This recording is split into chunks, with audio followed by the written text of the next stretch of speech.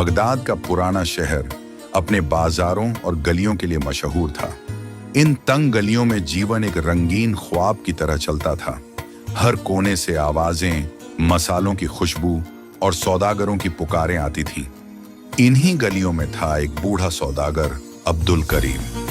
अब्दुल करीम का चेहरा झुर्रियों से भरा था, पर उसकी आंखों में अभी भी वो चमक बाकी थी जो एक जवान ख्वाब देखने वाले की होती है। वो जाफरान बेचता था।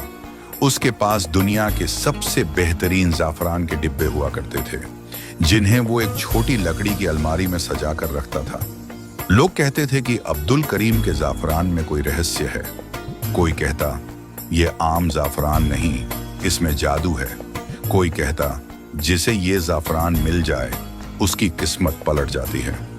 पर अब्दुल करीम हर बात पर मुस्कुराता और कहता ये सिर्फ मेहनत का फल है और कुछ नहीं। एक दिन एक नौजवान फरहाद, जो बहुत गरीब था, अब्दुल करीम की दुकान पर आया। उसके कपड़े फटे हुए थे, आंखों में उम्मीद की चमक थी।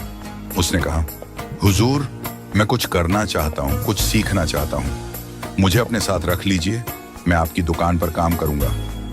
अब्दुल करीम ने उसे सिर से पैर तक देखा, फिर धीमे से मुस्कुराया। काम सिर्फ हाथों से नहीं, दिल से करना पड़ता है। अगर तुम सच्चे हो तो कल सुबह से आ जाना। फरहाद ने अगले दिन से काम शुरू कर दिया।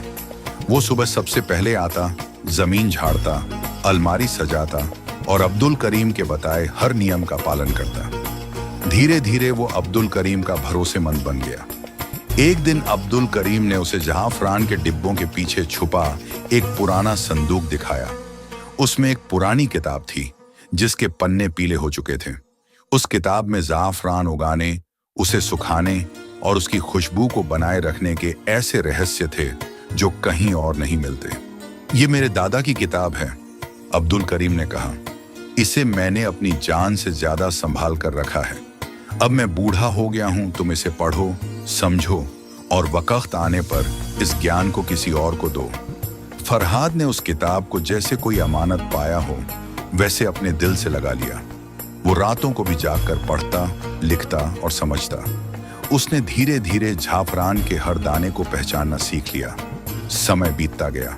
अब्दुल करीम बीमार रहने लगा। उसकी आंखें कमजोर हो गईं, आवाज धीमी पड़ गई, पर एक संतोष था उसके चेहरे पर। उसने अपना वारिस चुन लिया था। एक रात अब्दुल करीम ने फरहाद को पास बुलाया। अब मेरी उम्र पूरी हो चुकी है बेटा। मेरी आखिरी ख्वाहिश है कि तुम इस जाफरान की दुकान को जिंदा रखो, लेकिन इसे बस दुकान मत बनाना। इसे एक आश्रम समझना, जहां लोगों को खुशबू मिले, राहत मिले। कुछ ही दिनों में अब्दुल करीम इस दुनिया से चला गया। फरहाद ने उसकी कब्र पर हर साल पहली जाफरान की फसल चढ़ाने की कसम खाई। वक्त बीता। फरहाद अब खुद एक सौदागर बन गया था, लेकिन उसने कभी दुकान को सिर्फ मुनाफे का जरिया नहीं बनाया। वो हर दिन उस पुरानी किताब से कुछ नया सीखता और अब बच्चों को सिखाता। बगदाद की वो गली अब और भी मशहूर हो गई थी। लोग दूर दूर से आते सिर्फ फरहाद से जाफरान खरीदने। एक दिन एक व्यापारी वहां आया जिसने बहुत बड़ी कीमत पर फरहाद की दुकान खरीदनी चाहिए। फरहाद ने मुस्कुराकर इनकार कर दिया, ये दुकान नहीं, मेरे उस्ताद की रूह है, इसे कीमत में नहीं तौला जा सकता। फिर एक दिन कुछ अजीब हुआ। फरहाद की दुकान से रात में खुशबू की एक तेज लहर उठी। सुबह जब लोग आए तो देखा कि जाफरान की हर डिब्बी में चमक थी, जैसे उनमें कोई रोशनी बंद हो। एक बूढ़ी औरत जिसकी आंखें ठीक नहीं थीं, जब उसने वो जाफरान छुआ तो कहा, मुझे रोशनी दिखाई दी। लोग चौंके, पर फरहाद शांत रहा। वो जानता था कि ये उसी किताब का असर है जिसे वो सच्चाई और मेहनत से इस्तेमाल करता है। तो दोस्तों, उम्मीद है आपको ये कहानी पसंद आई होगी। अगर अच्छी लगी हो तो वीडियो को लाइक करें, कमेंट करें और सब्सक्राइब करना न भूलें। मिलते हैं कल एक नई और दिलचस्प कहानी के साथ।